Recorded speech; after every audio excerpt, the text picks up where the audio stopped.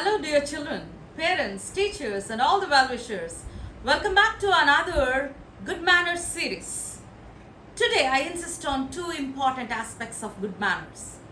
The first one, good manners is always, being obedient, being kind. It's not just that. We have seen a couple of things in our good manners series. Today, the first aspect of our good manners series today. If you speak unpleasant things about someone in their absence, don't think that you can escape, that no one can find that you spoke that unpleasant thing about another person who is absent at that moment. It's a human nature. Average and poor people spend time discussing about other people. So we tend to make mistake. We tend to speak unpleasant things about someone. A, B, C friends. C is absent. A and B is discussing. Instead of discussing about great ideas and creativity or something about themselves is about better, rather than discuss about C who is absent.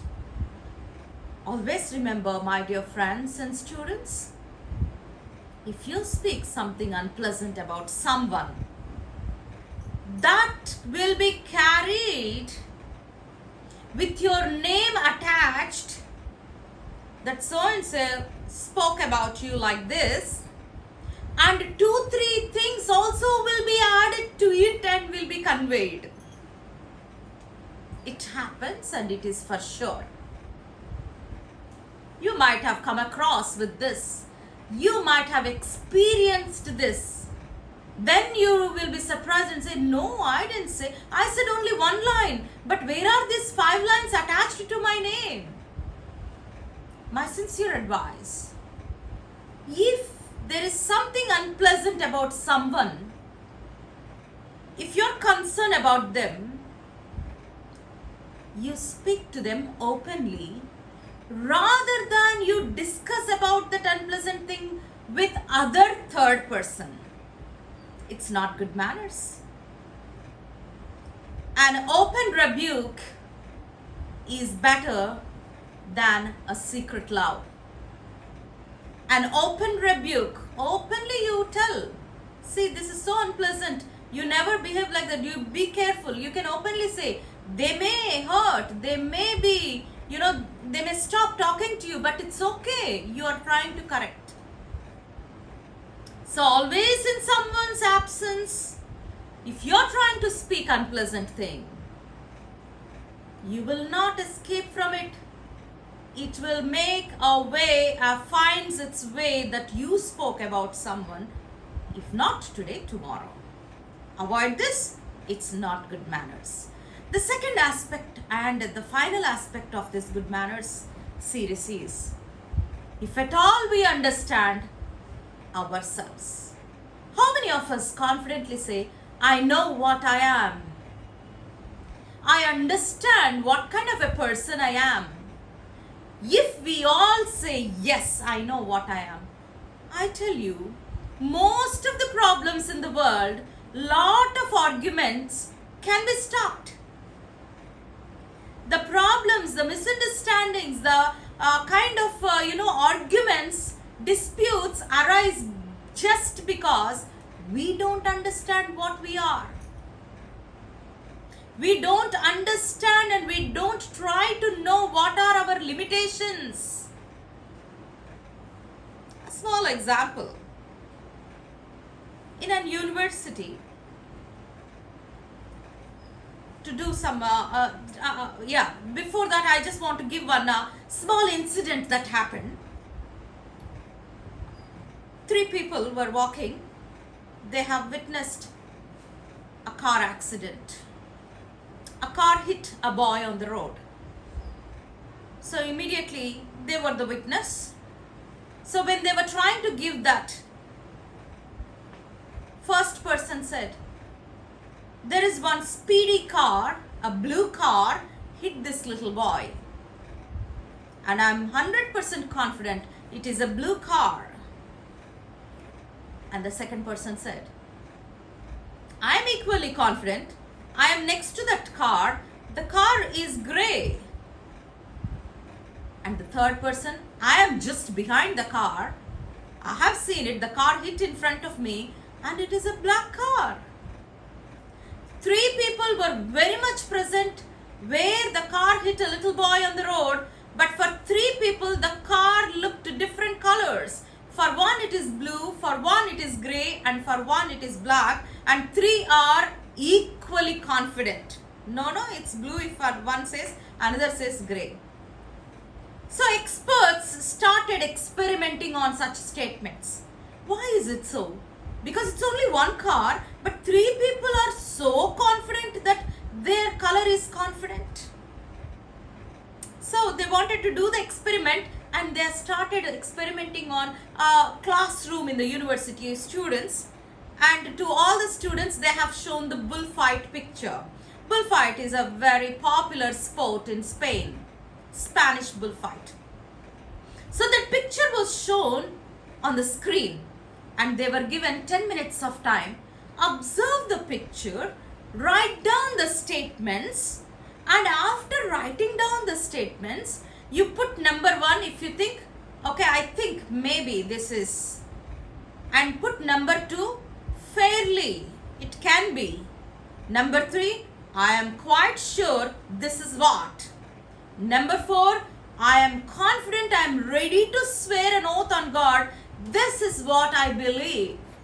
So they made some statements like bull is red color. Some said 4 because I am ready to swear an oath on God. And someone has written the bull is turned back and they are ready, they are quite fair, so they put number 2 like that. The survey was done. And after the survey, more than 10% were very much wrong in their statements. Most of the time, we feel it is right. But when you are again taken back to that place and shown it, but always it doesn't happen, right? We have to understand the life.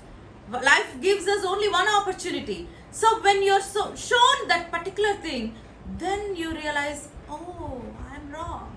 But that opportunity we won't get every time. So these 10% of the students were shown the bullfight again. One student has given a statement, the bull has its tongue out. For that he has given number 4. He is ready to swear an oath on God that his statement is right. Then the expert said, you boy, you are wrong. And they showed the bullfight picture once again to him. He was shocked. Is it me who has given the statement? Because the bull has turned its head one side. The ear of the bull is looking like a tongue for him. And for that statement, he is ready to swear an oath. God's promise, I know the bull's tongue is out. That's why the good manner says, try to know our limitations. Try to understand what we are. And whatever, however confident you are, wherever you may be, always remember there is a chance that we may go wrong. Just like how the picture of bullfight. He thought it's tongue, but it is not tongue, it is the ear. Even if you are 100% confident that you have kept the book there, the minute you turned your head, someone might have taken that book away. So you will go wrong if you say, my book is there only. Wherever you are, whatever you speak, always remember there is a chance that we may go wrong. It may look blue color for you, but you can say, I think it is blue, but let us check once again. Most of the arguments can be solved. Most of the problems can be solved. My dear students, parents, teachers, good manners comes when you understand what you are. And when you make yourself humble. When you show sympathy to others and make yourself always a better person day by day. Good manners is something when you show kindness to others, and always remember, we are humble, unimportant people on this earth. Remember this. Don't think that we are someone great. No. We are humble, unimportant people on this earth, and we pass through this journey of life only once. In this short period of life, and the truth, what we think we are speaking, it has a huge meaning. The truth to understand is not easy. It is a big word. Because what is truth for us can be a part, a small part in the real truth. We may think it is truth for us, but the real truth is something. And this truth can be a small part. My dear students and friends, we go in this journey. Let us be kind towards others. Let us have sympathy about others. Try what best you can do in this world, in this short life of ours on this planet Earth. Always remind ourselves, I pass through this life only once.